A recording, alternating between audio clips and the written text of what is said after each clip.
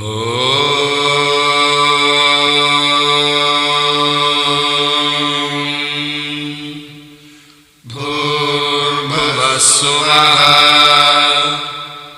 तत्सवितुर्वरेण्यं भर्गो देवस्य धीमहि धियो यो नः प्रचोदयात्। ॐ वेदात्मनाय विद्महे हिरण्यगर्भाय धीमहि तन्नो ब्रह्मा प्रचोदयात्। ओम नमो भगवते वासुदेवाय। ब्रह्मा पुराण। नैमिषारण्य में सूत जी का आगमन, पुराण का आरंभ तथा सृष्टि का वर्णन। पूर्व काल की बात है। परम पुण्य में पवित्र नैमिषारण्य क्षेत्र बड़ा मनोहर जान पड़ता था। वहां बहुत से मुनि एकत्रित हुए थे। भांति भांति के पुष्प उस स्थान की शोभा बढ़ा रहे थे। पीपल, परिजात, चंदन, अगर, गुलाब तथा चंपा आदि अन्य बहुत से वृक्ष उसकी शोभा वृद्धि में सहायक हो रहे थे। भांति भांति के पक्षी, नाना प्रकार के मृगों का झुंड, अनेक पवित्र जलाशय तथा बहुत सी बावलियां उस वन को विभूषित कर रही थी। ब्राह्मण, क्षत्रिय, वैश्य, शूद्र तथा अन्य जाति के लोग भी वहां उपस्थित थे। ब्रह्मचारी, गृहस्थ, वानप्रस्थ और सन्यासी सभी जुटे हुए थे। झुंड की झुंड गौएं उस वन की शोभा बढ़ा रही थीं। नैमिषारण्य वासी मुनियों का 12 वार्षिक यज्ञ आरंभ था। जौ, गेहूं, चना, उड़द, मूंग और तिल आदि पवित्र अन्नों से यज्ञ मंडप सुशोभित था। वहां होम कुंड में अग्निदेव प्रज्वलित थे और आहुतियां डाली जा रही थीं। उस महायज्ञ में सम्मिलित होने के लिए बहुत से मुनि और ब्राह्मण अन्य स्थानों से आए थे। स्थानीय महर्षियों ने उन सबका यथायोग्य सत्कार किया। ऋत्विजों सहित वे सब लोग जब आराम से बैठ गए, तब परम बुद्धिमान लोमहर्षण सूत जी वहां पधारे। उन्हें देखकर मुनिवरों को बड़ी प्रसन्नता हुई। उन सब ने उनका यथावत सत्कार किया। सूत जी भी उनके प्रति आदर का भाव प्रकट करके एक श्रेष्ठ आसन पर विराजमान हुए। उस समय सब ब्राह्मण सूत जी के साथ वार्तालाप करने लगे। बातचीत के अंत में सबने व्यास शिष्य लोमहर्षण जी से अपना संदेह पूछा। मुनि बोले, साधु शिरोमणे, आप पुराण, तंत्र, छयों शास्त्र, इतिहास तथा देवताओं और दैत्यों के जन्म, कर्म एवं चरित्र सब जानते हैं। वेद शास्त्र, पुराण, महाभारत तथा मोक्ष शास्त्र में भी कोई बात ऐसी नहीं है जो आपको ज्ञात न हो। महामते, आप सर्वज्ञ हैं। अतः हम आपसे कुछ प्रश्नों का उत्तर सुनना चाहते हैं। बताइए, यह समस्त जगत कैसे उत्पन्न हुआ? भविष्य में इसकी क्या दशा होगी? स्थावर जंगम रूप संसार सृष्टि से पहले कहां लीन था और फिर कहां लीन होगा? लोमहर्षण जी ने कहा, जो निर्विकार शुद्ध नित्य परमात्मा सदा एक रूप और सर्व विजयी हैं, उन भगवान विष्णु को नमस्कार है।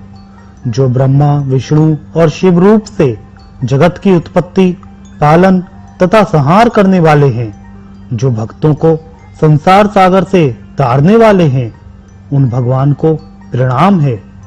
जो एक होकर भी अनेक रूप धारण करते हैं, स्थूल और सूक्ष्म सब जिनके ही स्वरूप हैं, जो अव्यक्त और व्यक्त रूप तथा मोक्ष के हेतु हैं, उन भगवान विष्णु को नमस्कार है। जो जगत की उत्पत्ति, पालन और संहार करने वाले हैं, जरा और मृत्यु जिनका स्पर्श नहीं करती, जो सबके मूल कारण हैं, उन परमात्मा विष्णु को नमस्कार है।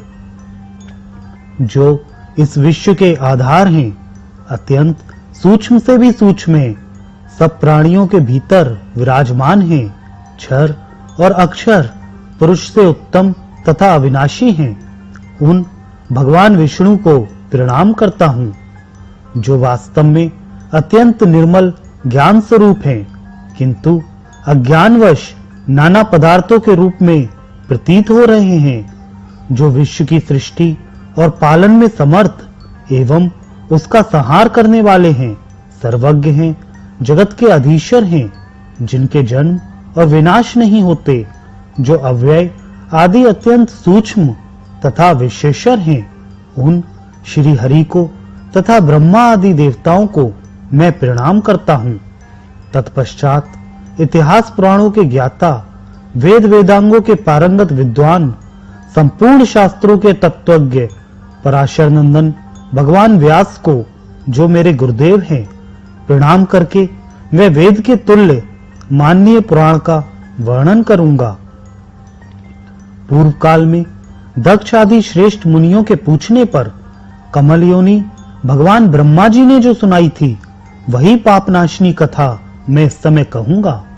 मेरी वह कथा बहुत ही विचित्र और अनेक अर्थों वाली होगी। उसमें श्रुतियों के अर्थ का विस्तार होगा। जो इस कथा को सदा अपने हृदय में धारण करेगा अथवा निरंतर सुनेगा, वह अपनी वंश परंपरा को कायम रखते हुए स्वर्ग लोक में प्रतिष्ठित होगा। जो नित्य सदा सत्स्वरूप तथा कारणभूत अव्यक्त प्रकृति है, उसी को प्रधान कहते हैं। उसी से पुरुष ने इस विश्व का निर्माण किया है। मुनिवरों, अमित तेजस्वी ब्रह्मा जी को ही पुरुष समझो। वे समस्त प्राणियों की सृष्टि करने वाले तथा भगवान नारायण के आश्रित हैं। प्रकृति से महातत्व, महातत्व से अहंकार तथा अहंकार से सब सूक्ष्म भूत उत्पन्न हुए। भूतों के जो भेद हैं, वे भी उन सूक्ष्म भूतों से ही प्रकट हुए हैं। यह सनातन सर्ग है। तदंतर स्वयंभू भगवान नारायण ने नाना प्रकार की प्रजा उत्पन्न करने की इच्छा से सबसे पहले जल की ही सृष्टि की।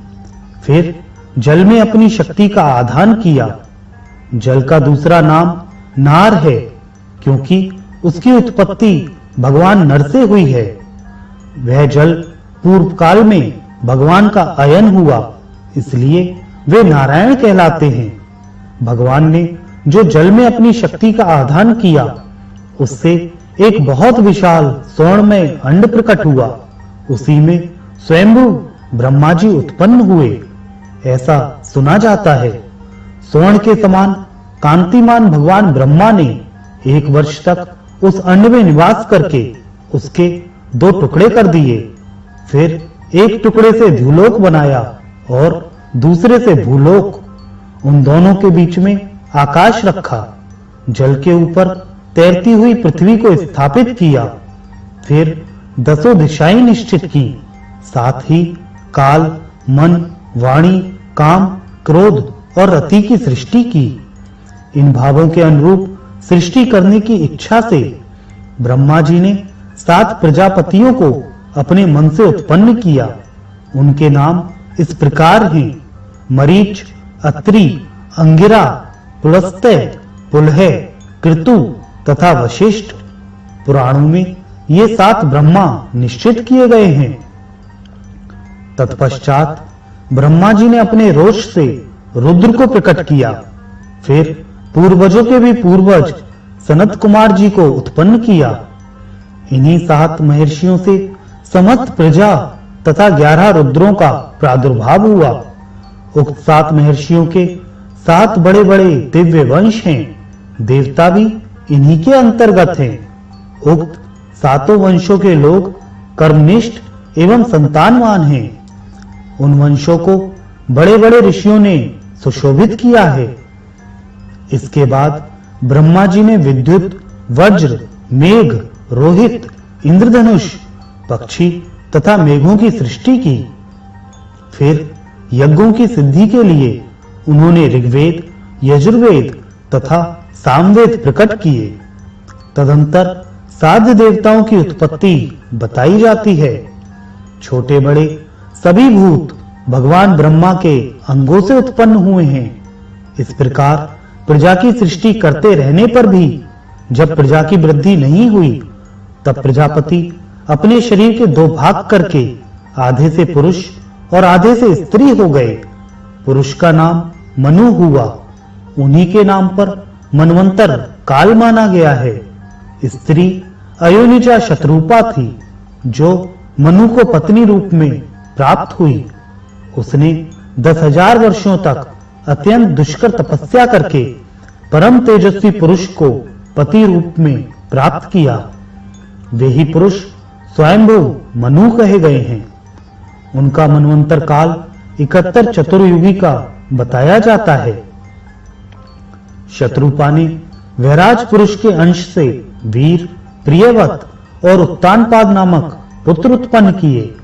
वीर से काम्या नामक श्रेष्ठ कन्या उत्पन्न हुई, जो कर्दम प्रजापति की धर्म पत्नी हुई।